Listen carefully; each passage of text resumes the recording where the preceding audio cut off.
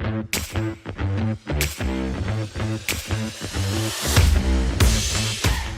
everybody. Alongside the peripatetic Ryan Sir, I'm Don Helbig, and welcome to the Pick Six. It's the podcast by the Attractions Group, where we bring you the latest top stories from the attractions and amusement industry.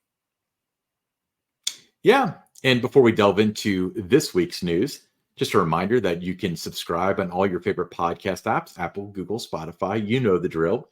And if you're watching the YouTube version, thank you.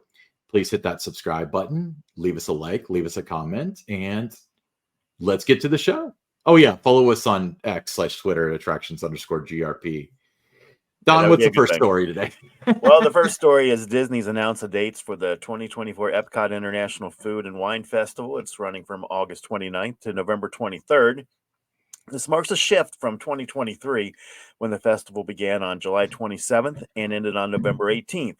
The festival showcases numerous national-themed food and beverage marketplaces and World Showcase and additional ones at the front of the park. This year, Communicare Hall and World Celebration, opening on June 10th, will also be featured as part of the festival elements, and details still to be announced, but a little bit shorter than what the event has traditionally been. Yeah. Well, one thing I noticed last time I was at Epcot, it was the week before Flower and Garden, which is their spring celebration. And they were trying to move merchandise out from the Festival of the Holidays, while trying to move merchandise in for the spring. No, I'm sorry. It was Festival of the Arts that they were shutting down, and the Food and Wine. I'm sorry. The spring celebration, the Flower and Garden Festival, they were setting up. So it was a weird mishmash, and it was very un-Disney-like. So I attribute that to why the dates are a little bit different now. Yeah, and I mean, when you talk about festivals, I mean, Disney does an outstanding job. I've been to a couple of different ones at Epcot. You mentioned the Flower and Garden Show. I mean, that was outstanding when I experienced that. So this is one, I might have to make a trip to Central Florida and check this out. You're going to be an AP before you know it, because I've made trips down there specifically to go to Food and Wine and Flower and Garden, and mainly. And I, to full disclosure, I tried to make it down to Festival of the Arts because it was like Figment was on the logo, and I wanted to buy all that stuff because Figment's kind of a hero. But I didn't make it in time for the festival. But like I said, they were still selling stuff from Festival of the Arts. Anyway, moving right along. Story number 2, Top Thrill 2, which we've been talking about ad nauseum, is just about to open. So the eagerly anticipated reopening of Cedar Point's Top Thrill roller coaster as Top Thrill 2 is facing early criticism due to a new safety guidelines requiring riders to store loose articles like keys and phones elsewhere. Unlike most coasters with this rule, Top Thrill 2 won't offer free lockers or storage bins, prompting dissatisfaction among Cedar Point and roller coaster fans. So this has been all anyone's talked about for the past 24 hours as of this recording. Don, in your opinion, you're going to have the argument of leave it with a non-rider, leave it in your car, and so on. Does this make this an upcharge attraction, essentially? Yeah, I mean, pretty much, because there's no other, there's no option. You either leave everything in a locker, which I don't know what the price is going to be. I've heard anywhere from $2 to $4. Leave it in your car, which you can't do. That's the thing that I wrote a piece on this on theme parks by Don. And some of the feedback I got, there was a lot of dissatisfaction, but there was others that said, hey, it's only a few dollars. So you ride it 2 or 3 times and it's maybe $12. What's the big deal? Well, the big deal is there's a number of guests that go to Cedar Point, 10, 15, even more times. And if they want to ride this 2 or 3 times a year, $4, $8, $12, whatever, people were throwing at me, it's only this, suddenly becomes $120, $180 for the year. So it adds up quick if you're a fan of thrills and you want to experience this every time you go to Cedar Point. It's not just about, the loose articles. We're also talking shoes. You have to have a certain type of shoe to be able to ride it, no flip-flops and that. You're on the beach. A lot of guests that come there, that I've noticed, they wear the sandals and the flip-flops, and that's not going to be permitted on the ride. So at a number of, people that read the piece that I wrote, and, they thanked me for putting that out there, because they would have gone to the media day event or the charity event and they would have had the wrong shoes. so they appreciate that I put that out there. But um, it's not that easy just to leave everything in your car, because you can't. You can't lock your keys in your car, right? You have your season pass or your fast lanes. It's tied into your mobile device. Hmm. You need that, to be able to get into the park, or if you're using Fastlane on the ride, you have to have that device and that. So there's a lot of complications with this. I think it's fair to ask: does the price add up? The number of times you ride it, the inconvenience of having to get that locker and store everything in there, is that going to eventually outweigh the thrill of the ride? So I think that was a fair question to ask.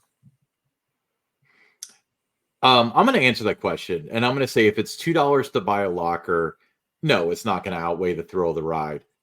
That's not my concern, though. My concern is that, we're requiring people to put everybody carries a cell phone, and we encourage that because there's an ad for their own app everywhere in all these parks. Why don't we make it so you have to buy a locker to ride Gemini or Millennium Force or Steel Vengeance? Then essentially you have to. It's $2 to ride any ride. It's a very Pavlovian response in terms of like It's a bad precedence. it's a bad precedent, and it's one of those things where I'm really glad that there's enough people that are willing to speak up and say that this is unacceptable, to hopefully send a message. Because if they start making it so, I mean, first of all, I'm not even excited to wait in line for 2 hours without my phone. Like, I'm sorry, but that's how I entertain myself. I don't really want to be all that social with my friends, because I only tolerate them enough to have a cell phone on me. But but it's what about like the 13, 14-year-old kids that are there? Let's say it's well, they don't have a chaperone policy, is your point, but their parents can't get a hold of them for 2 hours while they're in line, 90 minutes, an hour, or what? I feel like you could drive a van through the holes in this process, and I just hope that it's not the end of the story. Apparently Cedar Point said they explored the idea of the free lockers like Steel Vengeance, but since this edict was handed down by the manufacturers and Perla so late, they didn't have time to get them. We'll see. I know that if it doesn't take long to install lockers, if that's what you want to do, and you can do it. You can work with the vendor. You can get them sent in and set up, really quickly with it. I think part of the problem here too, that's created a lot of dissatisfaction, is they wait until the media day and the charity event is just a couple days away before this comes out. So I think that's part of this satisfaction too. That if this had been announced back in November, December, January, you know, people would have gotten over it by now, and there would be more excitement about the ride. But now that it's opening, this is part of the discussion now. With its opening is it's not just going to be about how thrilling it is, and it's going to be a great ride. I mean, there's no doubt about it. It's going to be a phenomenal ride, but it's going to be part of the discussion too. Is the fact that you have to store all your loose articles. Yeah, and you're going to go through a metal detector, much like you do at Universal, which has free lockers, I might add. But the real question, I mean, you can have both. It's a porque no los dos situation, because although it would be difficult to configure this, within a week, they do have weekdays off and they can absolutely do this, but have lockers at the end and, store, have the lockers in the station or whatever, and you can go through the metal detector, you can have nothing in your pockets. But this whole thing of you have to put it in a locker and then wait in line, I don't see it flying. I mean, No, I understand the necessity. Like, I see where they're coming from as far as like, oh, absolutely. From safety the standpoint, yeah. I mean, safety has to be paramount. No matter what you do, everything you do in the amusement industry, it starts with safety. Has been, is now, will always be the number one priority. And so, yeah, definitely appreciate that part of it. Mhm. But you look, like you said, at Universal, the lockers are free. Steel Vengeance, the lockers are free. I think that's where part of the problem is. In your own park, you've got one ride where it's free, and then this one it's not.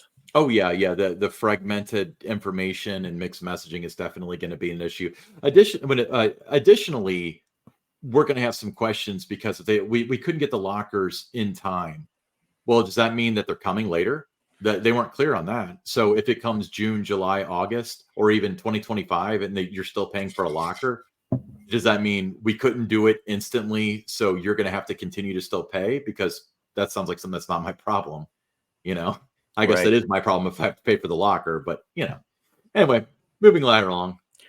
All right, Universal Parks and Resorts is building a kid-focused theme park, the Universal Kids Resort. It's near Dallas and Frisco, Texas, set to open in June of 2026. Construction began in November with a smaller footprint compared to the other Universal parks. Aiming for a unique experience for families, this scaled-down resort will be about 1/4 the size of the Orlando parks. It just goes to show not everything is bigger in Texas. Yeah, it's going to be really exciting. So brought to you by your friends at the Disney Corporation, paying for Hulu, I might add, which is I think that the irony on that is not lost, where they're going to pay tens of billions of dollars for Comcast stake in Hulu, and Comcast is going to turn around, NBC Universal is going to turn around and first of all build a third gate that competes directly with the Disney parks, and then puts down these little planted parks all around the nation and internationally. So that's cool. All right. Driving further down I-4, I guess. It's a smell world after all. From popcorn carts to mainstream confectionery sweets to even the distinct musty odor of Pirates of the Caribbean, there's smells all around Magic Kingdom. Starting in May, a whole new parade of smells will be coming to the theme park in the form of elephants. Disney has revealed a first look of the installation of Smellephants on Parade, presented by Sensity. A search and sniff experience at the Storybook Circus. I've heard about this for a few weeks now. You think that enthusiasts are negative about Kings Island, Cedar Point, or whatever? You should see the Disney ones. Inside the Magic is like one of the most credible sources, and their nickname is Inside the Tragic because they've never reported anything positive in the last decade. But the concern with it, first of all, anytime Disney has a sponsor on it, at least things are done quickly because Sensity is paying for this, and more probably. But this is one of the issues that we often see with Disney when they say we're adding 3 or 4 attractions or whatever, because to them it's not they're adding a dark ride or roller coaster or whatever. Like meet and greets and stuff like this are considered attractions, and I think this will be neat. It's not going to sell a single ticket, though. No one's going to buy a ticket to see this. It's added value, for the guests that are at the park. Yeah, I agree. All right, moving right along. The Bronx Zoo in New York recently launched a new exhibit called Animal Chronicles as part of its 125th anniversary celebration. The exhibit is a 1/4-mile walking trail with large animal sculptures and their natural habitats composed of bamboo, stone, wood, Spanish moss, and more. The zoo has been open since 1899. It has welcomed more than 260 million visitors from around the world. And I'm going to be in that area of New York early August. So I've got this on my calendar to check out the Bronx Zoo. Yeah, the Bronx Zoo's really famous. We're lucky in Cincinnati to have a very famous zoo, too. The second oldest zoo in America. I think the Philadelphia Zoo might be older.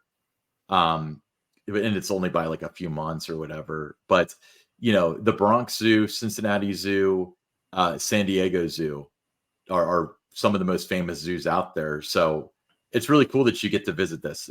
I mean, old theme parks are one thing, but old zoos are really neat too, Yeah, well, I'm in that area in the Bronx. I mean, the options, go to the zoo or go to Ray's Pizza. I think I'm going to go to the zoo. Well, you can stop at Ray's Pizza. You have time for both. I do. All right, moving right along.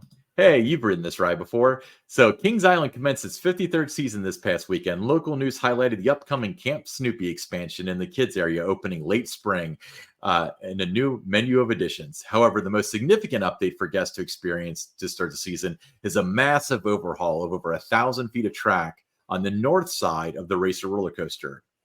And this kind of went unreported, but this ambitious project utilized engineered pre-cut wood from our friends at the Gravity Group, known for their recent work on the Beast and previous enhancements to the Racer. You and I experienced this together on Saturday, Don, and it is like a brand new ride.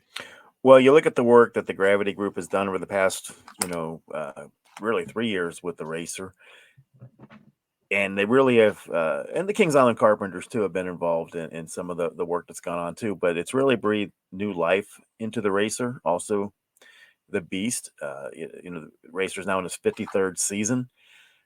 It's great that with the work that the Gravity Group has done and the care that the Kings Island Carpentry team has put into it, that this coaster it's going to be around for future generations to enjoy. And I really like the commitment that Kings Island has had uh, to its wooden coasters, because a lot of times sometimes the wooden coasters don't have a long shelf life at some of these parks, and they're around for 20, 30 years, and the next thing you know they're getting the RMC treatment. I think not RMC, but Gravity Group did the industry such a big solid when they developed this technology, because we only have a certain sample size, at least for me. I don't know if you've ridden other things that have had this treatment, but you got the Blue Racer, the Red Racer, and the Beast, all three of which were remarkably different. And I can't tell you how many times the Racer was, we retract 1,000 feet, we retract 1,500 feet using the classic method. And within a month, it kind of felt like it did, maybe a little bit better. But with this, it's not only does it feel great right off the bat, but it's sustainably great even years later. Yeah, it's definitely got that feel of a new ride that they've given Kings Island over the past couple of years, whether you're riding the red side or the blue side. So the majority of the ride, it has been now retracked, pretty much all of it since 2022, except for the turnaround. The one thing that's interesting about it, because you do have the Gravity Group that's got their technology in parts of the ride, the Kings Island Carpentry team, doing kind of what, was always there with John Allen with the design. You got the turnaround, you got GCI there. So it's almost in a way like when you're driving down the expressway and there's different parts of the road and that have been repaved, and that you get those different sounds, as you're driving over it. So the racer, depending on what part of the ride you're on, it's going to sound a little bit different. I've absolutely, it sounds and it feels a little different. I wouldn't necessarily say one's better than the other or whatever, because a lot of it is very intertwined. Like from what I understand, toward the end of the ride, it was a lot of like Gravity Group supplying the pre-cut track, and then some of the Kings Island people were installing it. And there was a mishmash of that sort of stuff. So the Gravity Group, though, I mean, they've really have breathed new life into the coaster, and it's the best it's run since 1990. Yeah, absolutely. All right, that concludes another Pick Six, but we have a listener question. From Linda Baker. She says, any chance of doing a live podcast on remote at a park or restaurant? She thinks that would be a lot of fun. I agree. And we do have the capacity from a technology standpoint to do that. So if anybody has any suggestions as to where to do it, or if you own a restaurant and want us to do it there or a park, then give us a shout. You know where to reach us. Just I guess DM us at attractions_GRP and let us know what you think. Yeah, there's been a couple of discussions that we've had with the other podcasts that we do, Tower Topics, local in the Cincinnati area. A couple restaurants have at least entertained the thought of having us do the podcast there. So who knows? I think it would be fun. It would be great to meet a lot of the listeners to the Attractions Group in person, doing an episode there. Yeah, we had a meetup at a local FEC called Entertainment Junction, the world's largest indoor train display. And that was just such a fantastic experience. So drop a comment if anybody has any suggestions as to where you'd like to see us do a live show, where, maybe we can do a show, we can meet and greet, we can maybe interview some fans, their thoughts on different stuff. That could be a lot of fun. Maybe even do it live. Yeah, it would definitely be a win-win situation, win for us, win for our audience to be able to take part, live, and also for the establishment that has us out there. It's a win for them too, because they're going to get, who knows how many more people than they normally would have had that night. Yeah. Perfect. All right. We'll see you guys next week with another Attractions Group podcast and a Pick 6. Every year, Kings Island hires hundreds of people to help